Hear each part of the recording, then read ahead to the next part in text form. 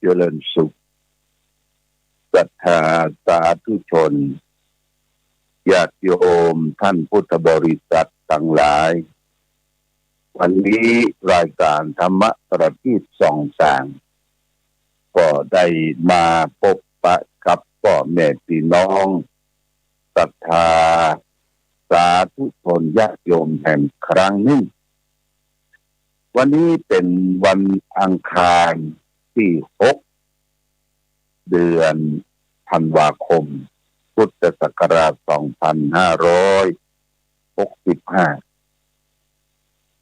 ซึ่งตรงกับเดือน3เหนือเดือนอ้ายใต้ขึ้น11ค่ำญาติโยมวันนี้ก็เป็นวันอังคารวันที่6แต่วันนี้วันที่5เป็นวันพ่อแห่งชาติแล้วก็เป็นวันชาติของชาติไทยพระสงฆ์นิกรปวงชนชาวไทยก็ย้อนระลึกถึงพระบารมีของพระบาทสมเด็จพระชนกาธิเบศรพระบาทสมเด็จพระเจ้าอยู่หัวรัชกาลที่9ก็ได้ทำกิจกรรมมีการถวายทำบุญเป็นพระราชกุศลแด่พระองค์ท่านแล้วก็ได้พัฒนาสถานที่เป็นสาธารณประโยชน์แก่สถานที่ท้องถิ่นอำเภอจังหวัดแล้วก็มีการถวายพุ่มดอกไม้ถวายพุ่มดอกไม้สักการะบูชาพระคุณของพระบาทสมเด็จพระเจ้าอยู่หัวภูมิพลอดุลยเดชมหาราชแต่ว่าที่เมืองฝางเขาก็ตอนเจ้าก็มีพิธีสงฆ์โดยท่านนายอำเภอฝางท่านนายอำเภอฝางใบก็คือท่านว่าที่ร้อยตรีนพรัตน์สุภกิจโกศลท่านนายอำเภอฝางได้นำข้าราชการพ่อค้าประชาชนแต่งตัวเต็มยศชุดปกติขาวได้ประกอบพิธีเจริญพุทธมนต์ณที่บริเวณลานอนุสาวรีย์พระเจ้าฝางโดยสมณศักดิ์พระสงฆ์ที่ได้รัตนานิมนต์มา10 รูปได้รับในการเจริญพุทธมนต์แล้วก็ทอดผ้าไตรถวายสังฆทานรับพรอนุโมทนาเรียบร้อยแล้วก็มีการทำบุญตักบาตรพระสงฆ์สามเณรจำนวน89 รูปพี่น้องศรัทธาประชาชนข้าราชการก็ได้มาพร้อมกันที่บริเวณลานอนุสาวรีย์พระเจ้าฝางพระนางสามผิวหน้าวัดพระบาทอุดมหลังจากนั้นก็ได้ไปวางพวงหรีดหน้าที่หอประชุมใหญ่ของเทศบาลตำบลเวียงฝางแต่ละหน่วยงานหลังจากนั้นก็ได้มีพัฒนาการเรียกว่าทำจิตอาสาสาธารณสงเคราะห์ร่วมกันที่บริเวณสนามกีฬาเทศบาลตำบลเวียงฝางแต่เรียกว่าพัฒนาสถานที่ให้มีความสะอาดสะอ้านเพื่อจะได้ไปใช้บริการทีนี้ถ้าเรียกว่าโควิดต่างๆที่มันจางหายไปแล้วก็จะมีการจัดงานรื่นเริงบันเทิงฤดูหนาวของอำเภอฝางนะอำเภอฝางเฮานี่ก็เป็นงานตะวานี้ก็เป็นงานที่เฮาได้ทำบุญ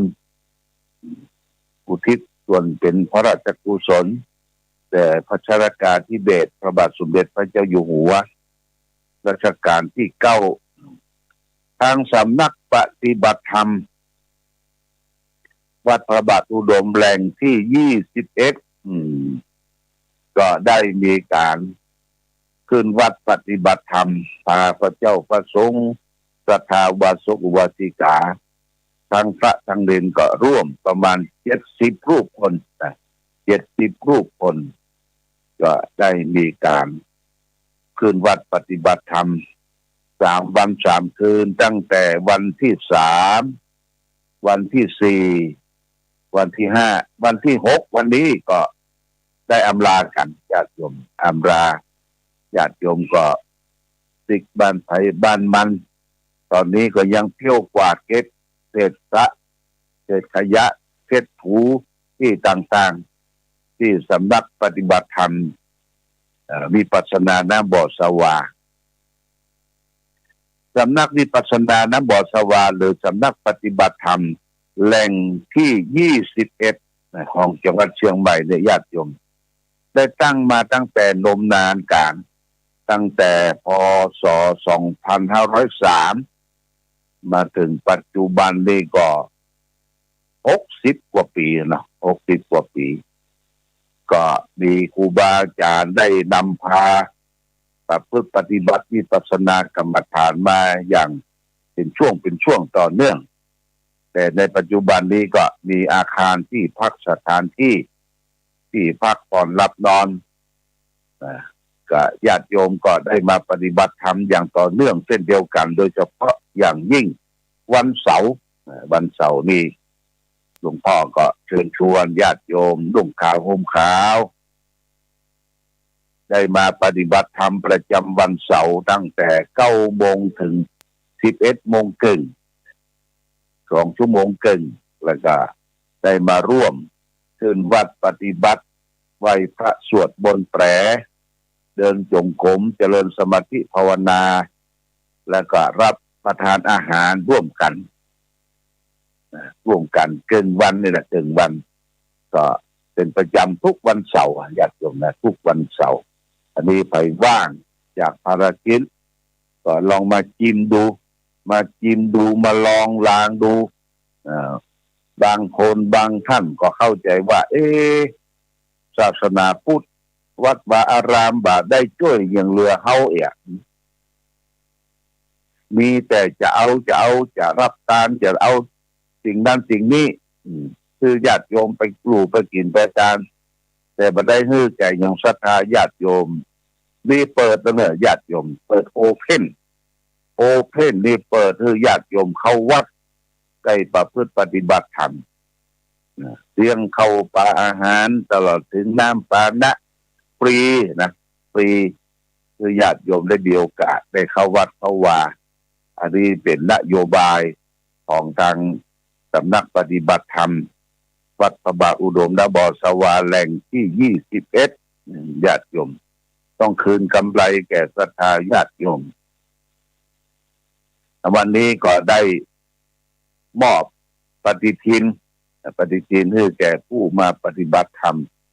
ส่วนปฏิทินของวัดพระบาทอุดมเนี่ยก็จะมอบจริงๆก็คือวันที่2เนี่ยญาติโยมวันที่2เอามาสืบชะตารับปฏิทินขึ้นปีใหม่2566วันนั้นก็เชิญชวนสืบชะตาวันที่2ขึ้นปีใหม่เดือนมกราคม2567นั่นแหละญาติโยมนะ66นี่นะ66นี่ก็จะมีทีม2ให้ญาติโยมที่เอามาแล้วก็ถามว่าซองมีไหนหลวงพ่อซองมีนี้เอาก็ใส่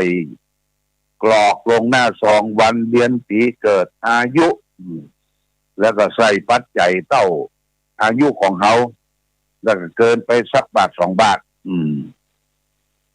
เพื่อจะเอาซองปัจจัยเหล่านั้นน่ะมาใส่องค์ชะตารวมกันองค์ชะตาใหญ่รวมกัน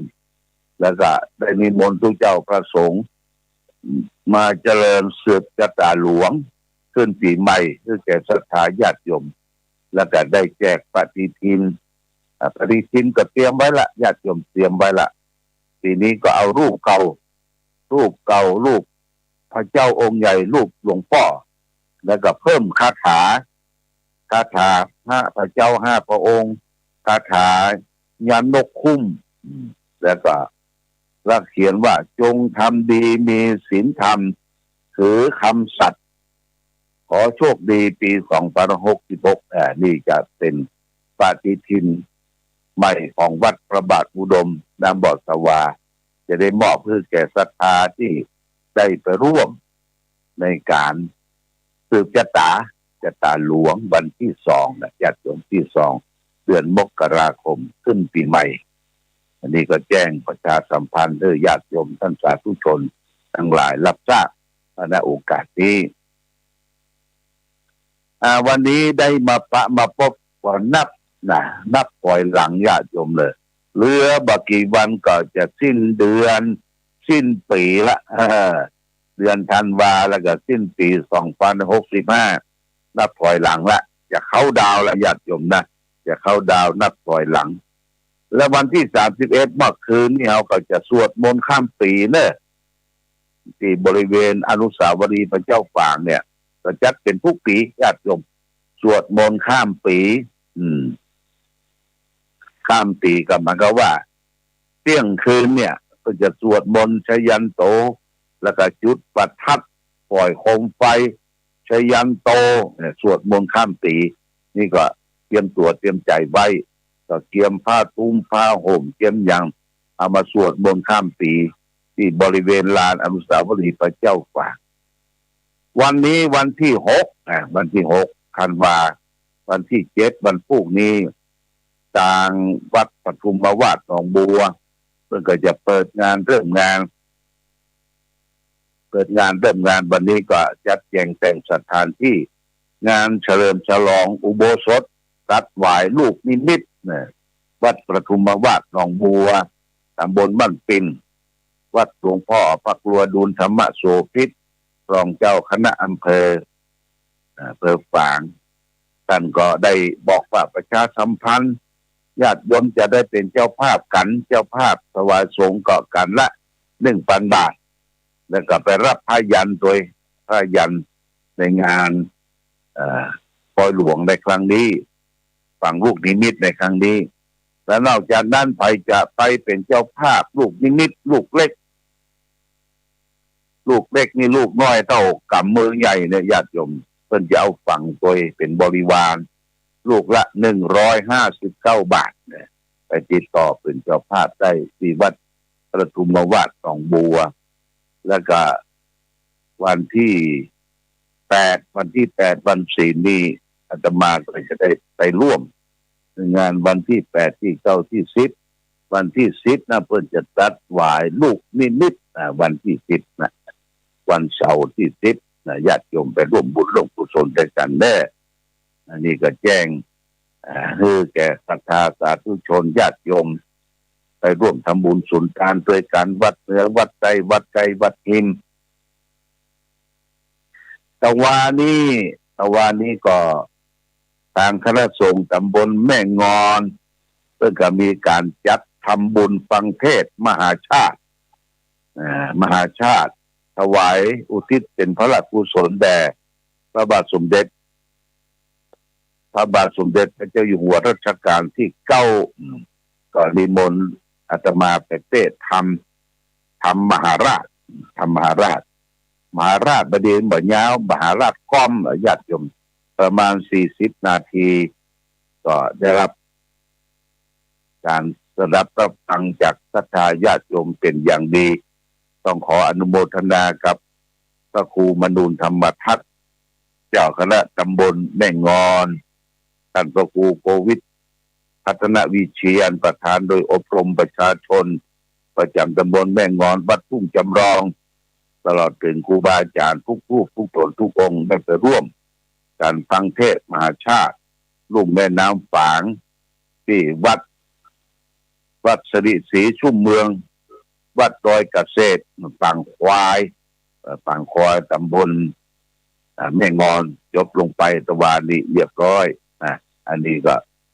แต่ละตำบลนั้นเพิ่งจะมีการจัดฟังเทศน์มหาชาตินะญาติโยมเด้อเดือนธันวาคมเนี่ยเพิ่งจะจัดกันทุกตำบลทุกที่โดย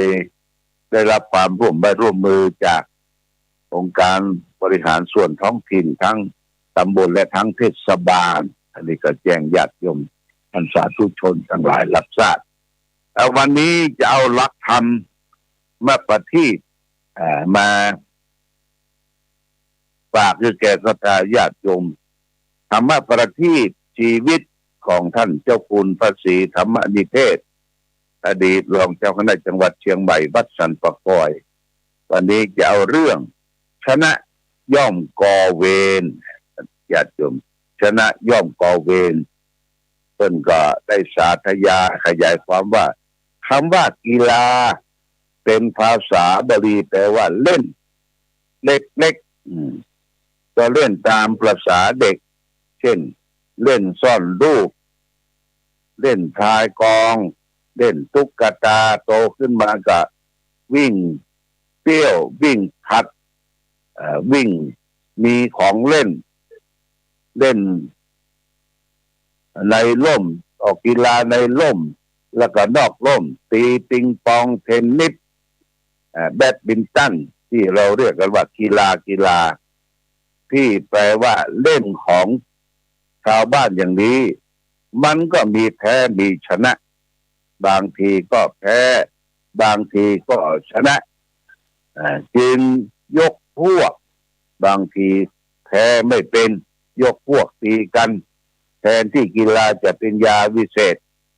เอาไปเอามาเป็นกองกิเลสทำให้คนไม่เป็นคนกลายเป็นกีฬาเป็นยาพิษทำให้คนเป็นสัตว์เข้ากัดกันห้ำกันปัดกันไม่รู้ว่าใครเป็นใครชนะถามไปบ้างวัดถามไปโรงพยาบาลบ้างเนี่ยบางทีแก่ถึงแก่ชีวิตก็หามไปโรงพยาบาลหามไปวัดพ้องวันหนึ่งท่านเจ้าคุณบอกว่าข้าพเจ้ามีธุระไปที่โรงพยาบาลรถของโรงพยาบาลชนคนป่วยเข้าโรงพยาบาลเอาคนป่วยมาเข้าโรงพยาบาลนะเข้าห้องฉุกเฉินสอบถามได้ความว่ามหาวิทยาลัยจัดแข่งขันกีฬาเชื่อมความสมานสมัคคีเป็นการภายในพอกีฬาเลิกสามัคคีก็ตีกันจนเลือดโชกครูผู้ควบคุมถูกยิงจนขาล่าตำรวจเป็นร้อยๆต้องเข้าไประงับเหตุจึงนึกถึงพระพุทธเจ้าตรัสภาษิตพ่อที่ว่าชะยังเวลังปสาวติผู้ชนะย่อมก่อเวรในการแข่งขันกีฬาของชาวบ้านกีฬาของธรรมดารู้แพ้รู้ชนะรู้อภัยมันก็ไม่เป็นไรแต่เป็นแพ้ชนะเป็นชนะถ้าเป็นแพ้ก็แพ้ถ้าเป็นชนะก็ชนะแต่ในการกีฬานั้นมักจะเอาการพนันเข้าไปเกี่ยวข้องด้วยผู้ชนะก็คือเขิมผู้แพ้ก็เสียดายทรัพย์ทานพาโลไปจนถึงกรรมการหาว่ากรรมการตัดสินไม่ยุติธรรมผู้เสียการพนันก็เจ็บใจคิดแล้วแก้แค้นอาฆาตผู้ได้ก็เหิมเกริมก็พาหาเรื่องเขย่ากัน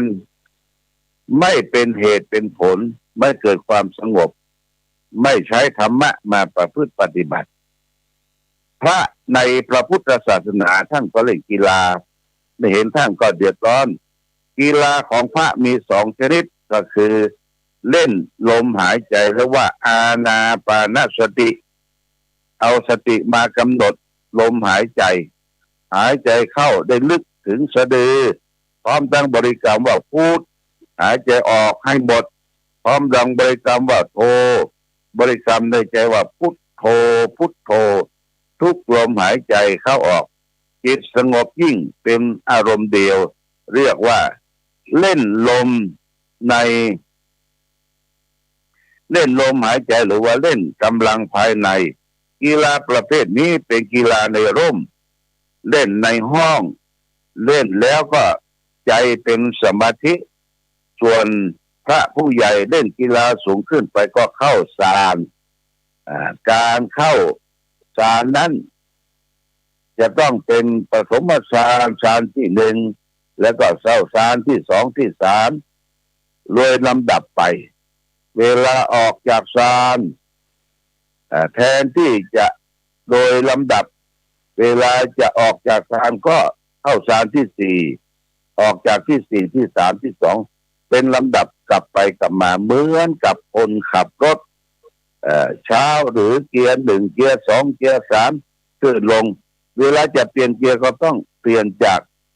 4-3-2-1การเล่นกีฬาของพระผู้ใหญ่เรียกว่าด้วยสารนี้เรียกว่าสนามกีฬาเล่นกีฬาแบบนี้ไม่มีแพ้ไม่มีชนะมีแต่ความสงบลมหายใจหาว่าญาติโยมท่านสาธุชนจะเอากีฬาของพระไปเล่นบ้างคือเล่นลมหายใจเรียกว่าอานาปานสติก็จะดีหรือจะเล่นซางก็จะดีก็จะเป็นวิถีหนึ่งที่จะทำให้เกิดความสุขสงบเย็นได้อย่างสบายอย่างนี้เป็นต้นได้ญาติโยมได้เล่นกีฬาลมหายใจเนี่ยหายใจเข้ารู้หายใจออกรู้ได้กำหนดลมหายใจแล้วก็จะเป็นสิ่งที่นำพาให้เกิดความสงบเย็นได้เอาละแต่วันนี้ก็เป็นวันก็จะมีผู้ญาติโยมท่านสาธุชนมาร่วมทำบุญวันป้อดินกระโหลกพิษมีคุณกระโหลกพิษชัยนาพร้อมครอบครัวก็ได้ทำเข้าห่อมา50-60ห่อและยอดปัจจัยแหม1,000 บาทโมทนาสาธุเด้อมาร่วมทำบุญพิธีแก่ป้อแต่ว่าท่านนั้นมาหมายมีแม่สีมาชัยสมภารอายุ94นี่บ้านเกาะทุ่งม่านบ้านเกาะทุ่งม่านตำบลปลาปูอำเภอหนองอำเภอบ้านห้งจังหวัดลำพูนเลยโยมแม่เพิ่นฝากซองมาทำบุญ200 บาทโมทนาสาธุสาธุแล้วก็ทัดนั้นมามีแม่หมีปังปอยพินโยภาอันนี้ก็ทำบุญสถานี100 บาทจากปังปอยแม่สี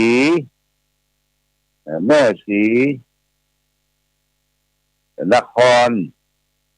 สายมูลบ้านทำบุญวันป้อแม่สีนวลสายบุญทำบุญวันป้อแห่ง100 บาทโมทนาสาธุแล้วก็นายเจริญนายสินชัยนาอุทิศแก่พ่อแดงโสธิยา100 บาทพ่อชื่นยศอ้ายทำบุญวันพ่อแห่ง100 บาทพ่อสมแม่ปันตาเหียงบ้านห้วยงูในทำบุญวันพ่อแห่ง120 บาทแล้วก็ศรัทธาพ่อใจ3 คำนี่ก็ทำบุญในวันพ่อได้แล้ว159 บาทโมทนาสาธุกับญาติโยมท่านสาธุชนที่คิดถึงพ่อผู้มีอุปการะคุณได้ทำบุญส่วนตามการขันเข้าพวกเข้าการจัดอุปจัยให้หอมเป็นค่าน้ำค่าไฟก็ขออนุโมทนาใหม่มาณโอกาสนี้จึงขอเจริญพรให้แก่ศรัทธาญาติโยมทุกท่านเด้อจะได้มีความสุขความเจริญความรุ่งเรืองอย่าเจ็บอย่าไข้อย่าป่วยมีความสุขกายสบายใจปราศจากสรรพทุกข์โรคภัยทั้งหลายทั้งปวงเอาละวันนี้รายการธรรมะประทีปส่องต่างได้มาพบญาติโยมวันนี้ก็พอสมควรแก่กาลเวลาขอความผาสุขความเจริญจงมีแก่ศรัทธาสาธุชนญาติโยมทุกท่านรายการธรรมะประทีปส่องทางขอลาก่อนขอผู้ฟังจงตั้งมั่นจิตหันษาด้วยธรรมะขององค์พระพุทธาได้นำพาให้เกิดความสุขสงบเย็นขอเจริญพร